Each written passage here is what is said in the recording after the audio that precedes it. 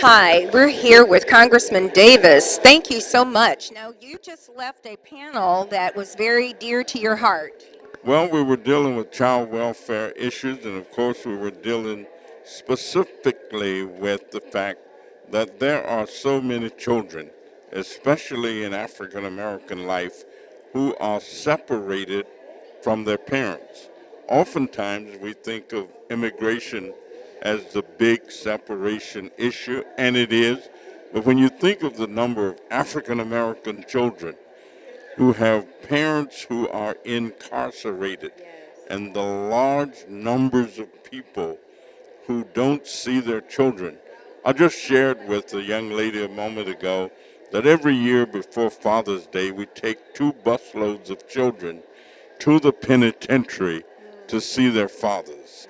And it's one of the most emotional times that you could ever imagine. And then we have a large number of grandparents who are raising grandchildren. If it was not for them, those children would be living under viaducts and in shelters, in abandoned cars and trucks, walking the streets. So America is indeed a great country, and all of its inhabitants have been a part of helping to make it the country that it is. I often say that we're still in formation.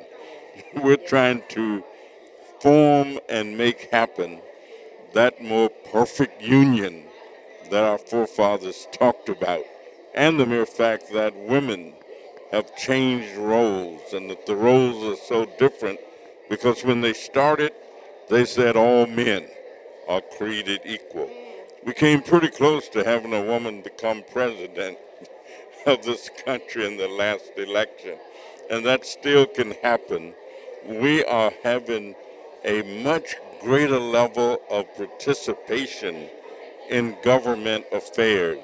I think of Louisiana, where we have 3 African American women who are the mayors of the 3 largest cities there: New Orleans, Baton Rouge, and Shreveport.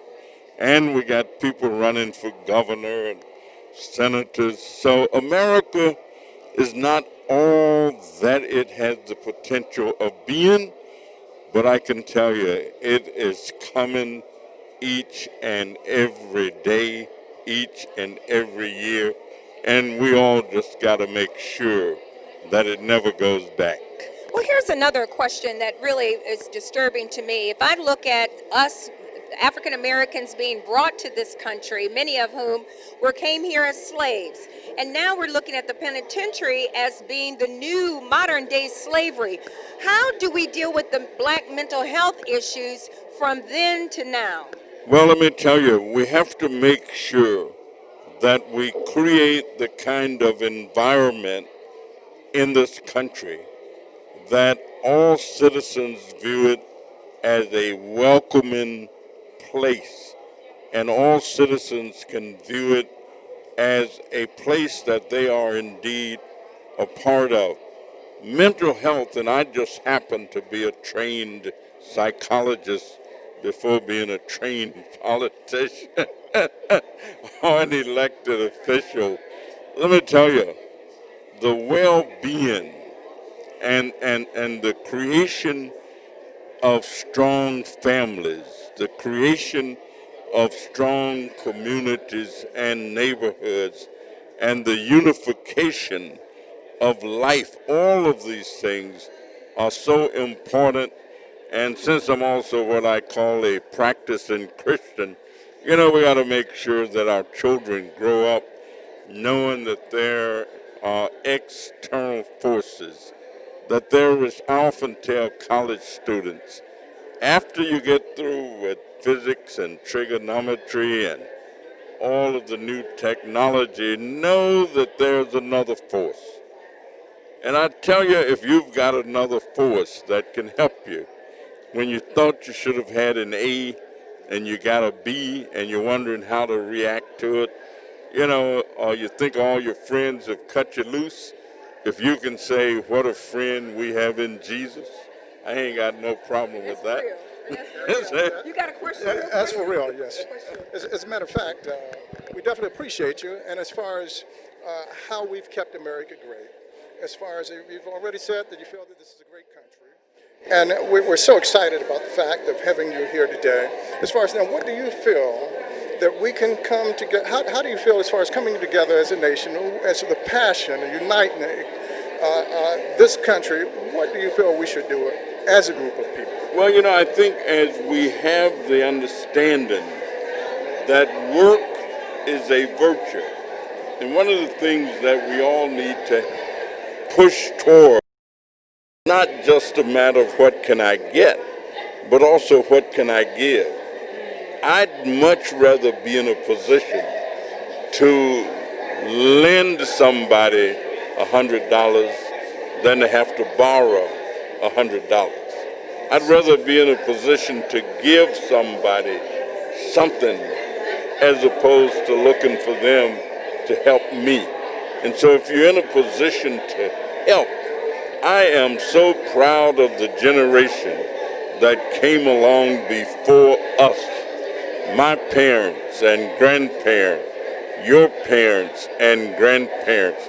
Let me tell you, I grew up in rural America, went to a one-room school, but our folks had such hope, such possibility. They wanted their children to do things they'd never had the opportunity to do.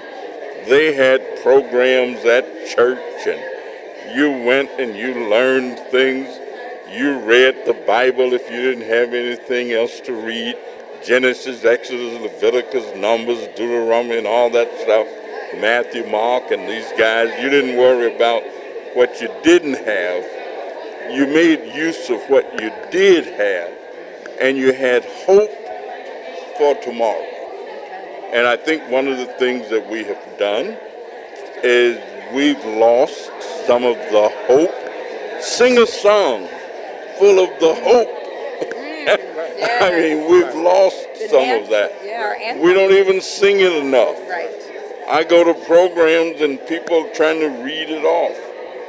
I go to colleges and universities, and when they have the Black National Anthem, they pass out a piece of paper for the kids to read off, as opposed to knowing it Right. and believing it and feeling it and knowing that it's present and knowing that it doesn't matter what yesterday was. Tomorrow is what counts. And so you keep moving forward. I'm pressing on. I'm freedom bound. Plant my feet on higher ground. And so if you have the hope and you know that there's possibility, then you're going to be just fine. Okay. Thank you That's so much. wonderful. We do thank you so much, and we thank you for the fact that you expressed the morals, values, principles, and character. And as far as just one more question I do have for you, as far as the integrity, when it comes down to people that just might not be, or might be naive to the fact, as far as when it comes down to this country, how would you say that we can bypass a lot of the things that are happening today that are negative and look at how we can unite as Americans? Well, we always say that children can't be what they don't see. And we also say you can't give what you don't live. And so if you're not taught certain things, then those are not a part of you. If you don't have certain principles, if you don't have the value, and as I said earlier, my parents and your parents and other parents imparted certain value in our thoughts, minds, and hopes. And so we always tried to do what was our best. My mother used to tell us good, better, and best. Never let it rest till your good becomes your better and your better becomes your best. So you didn't always know what that meant, but we did know that it meant do the best that you can. That's right. give to the world the best that you have, That's right. and the best will return to you. Thank you so much, sir. All right. You have yourself a very blessed Thank day. you. And once again, thank you so much for being part of We Kept America Great. All right. Thank you.